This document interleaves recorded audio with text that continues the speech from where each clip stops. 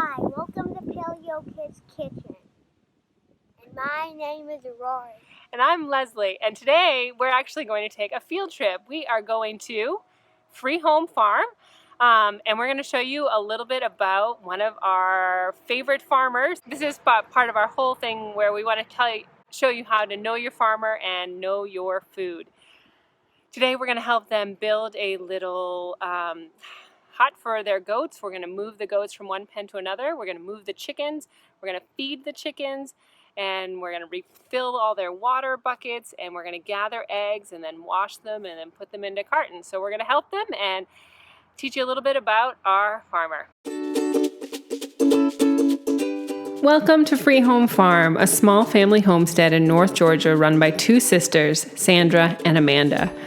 After we finished the work on the farm for that day, we sat down to have a chat with Sandra.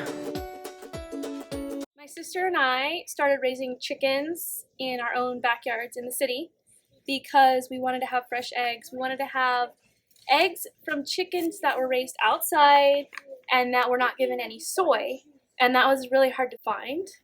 So in order to find soy-free, pasture-raised eggs, we pretty much had to raise our own chickens. So we each got a chicken coop and a few chickens, and that's how we started. Then we got a dog to protect the chickens.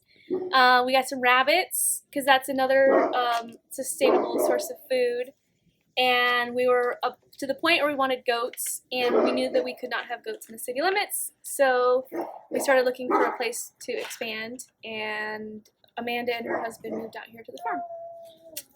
So here we are today. So what do you have on the farm now? Here today we have about 50 or 60 laying hens, a few roosters, 125 or so broiler chickens, which we'll be processing over the month of June.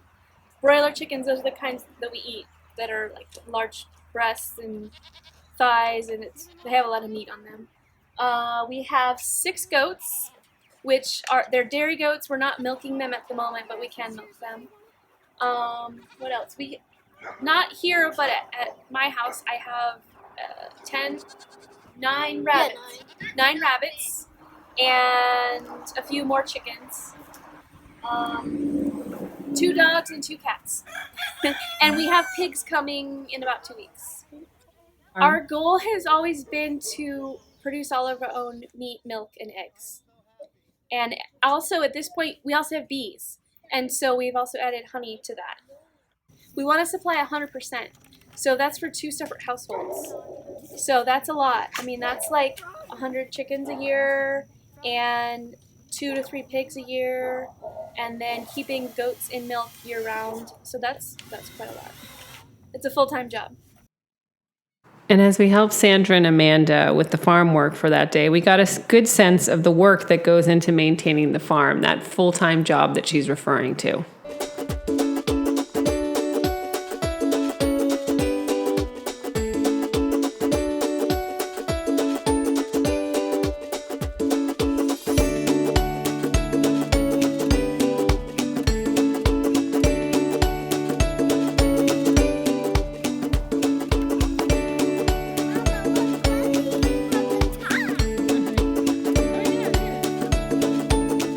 And what I loved seeing at the farm was all the beautiful green grass where the chickens were happily grazing.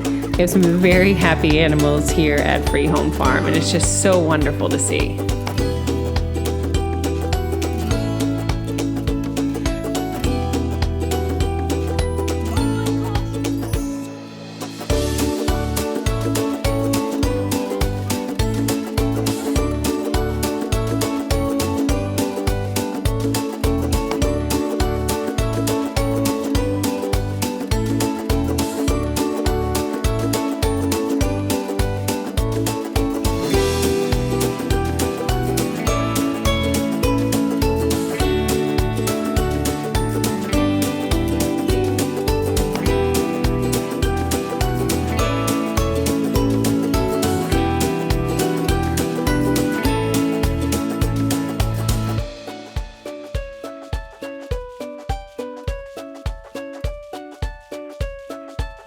So what is the best way for like for people who don't live in this area or any local area, to find like a local farmer or to support a local farmer or? I really like the Weston A. Price Foundation, and I am a chapter leader for Weston Price. And there's chapters all over the world, actually, but they're very connected into the local farm scene. So that would be my first place. Go to westonaprice.org, look for a local chapter leader, and they can tell you, especially where to get raw milk, because that's a hard one to find, and the Weston Price chapter leaders are supposed to help with that. But they're usually pretty good about helping people find pasture-raised meat and eggs.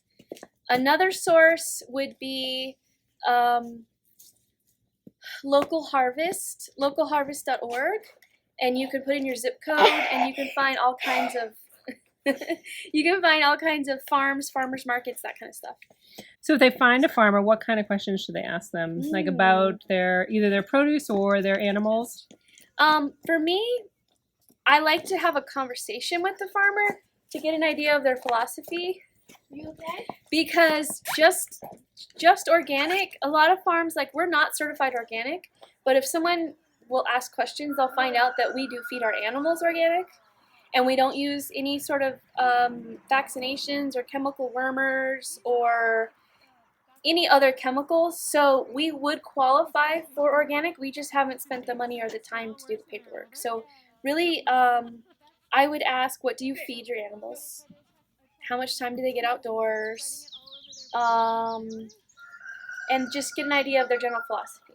Because we don't want to use any sort of chemicals, and that's important to us. So that's what we do. Absolutely. What are some challenges that you face as a small farmer? There's definitely economies of scale at work. So when we go to buy food, we buy it in 50-pound bags. Stay close to your brother. And 50-pound bags of organic feed is very expensive. Larger farms can get like a tanker truck, so they would get like 2 or 3 tons at a time, so they could get a better price. But you have to pay for that up front, and then you have to have a way to store it, and then you have to have a way to move it around the farm. So we don't have any sort of heavy equipment, so the most that we can get at a time would be, we will order a ton of feed, and it comes on a pallet, so we have to move it by hand, one bag at a time. So the organic feed is kind of an issue because we have to buy it just like a bag at a time. And I guess the other thing would be processing. So if you want to take a live animal and turn it into food, you have to either do it yourself or you have to pay someone to do it.